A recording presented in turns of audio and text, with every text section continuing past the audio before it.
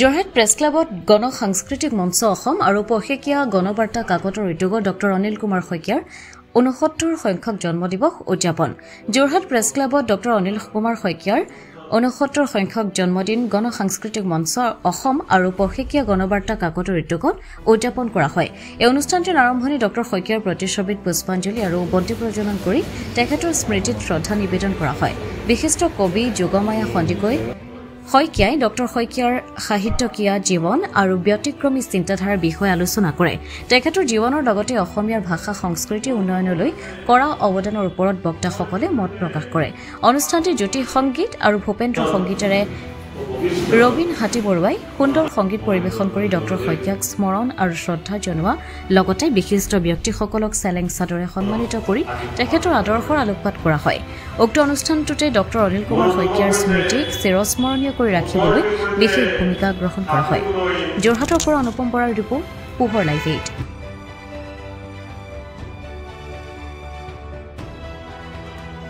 গণমঞ্চ সাংস্কৃতিক গণমঞ্চ আৰু পষেকীয়া বাতৰি কাকত গণবাৰ্তাৰ উদ্যোগত ডক্টৰ অনিল কুমাৰ শইকীয়াৰ জন্মদিবস সদ্যপ্ৰয়াত শইকীয়াদেৱ আমাৰ গৃহস্থ হিচাপে তেখেত অতি মৰমীয়াল আৰু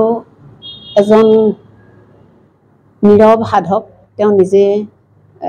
বহুত বিখ্যাত হোৱা আশা পুহি থকা ব্যক্তি নাছিল তেখেত এজন গায়ক তেখেত কবি তেখেত গীতিকাৰ তেখেত নিবন্ধকাৰ তেখেত সাংস্কৃতিক জগতৰ এজন সাধক আছিল তেখেতে সকলো বাদ্যযন্ত্ৰই বজাব জানিছিল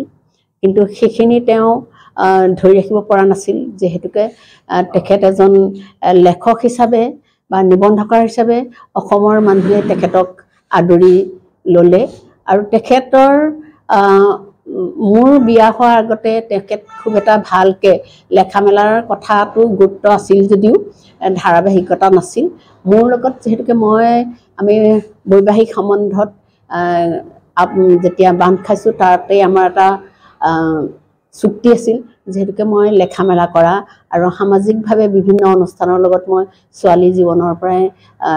আৰম্ভ কৰিছিলোঁ আৰু তেখেতক সেই দৃষ্টিভংগীৰে তেখেতক মই গ্ৰহণ কৰিছিলোঁ আৰু মোৰ সেই জীৱনটো সামাজিক জীৱনটো সাহিত্যৰ জীৱনটো সংস্কৃতিৰ জীৱনটো তেখেতে মোক আগবঢ়াই লৈ গৈছিলে আৰু তেখেতে নিজেও সেইখিনিত মই তেখেতক কাম কৰি যাবৰ কাৰণে সুবিধা কৰি দিছিলোঁ আৰু মোৰ যেতিয়া লেখা মেলা থাকে মোক সহায় কৰি দিয়ে মোৰ ঘৰুৱা কাম বন সকলো ধৰণৰ মানে লেখক তেখেত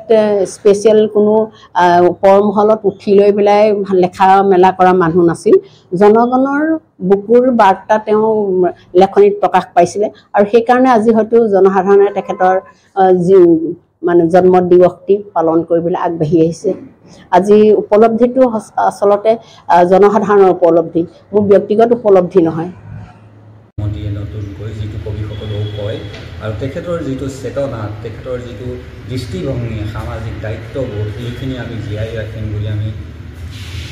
আমি মনস্থ হৈছোঁ পৰিয়ালে আমাক সহযোগিতা আগবঢ়াইছে পৰিয়ালেও এইটোৱেই বিচাৰে সমাজে বিচাৰে যিসকল তেখেতৰ প্ৰগতিবাদী চিন্তাক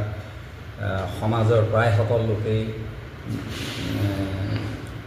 ভাল পায় তেখেতৰ লিখনিসমূহ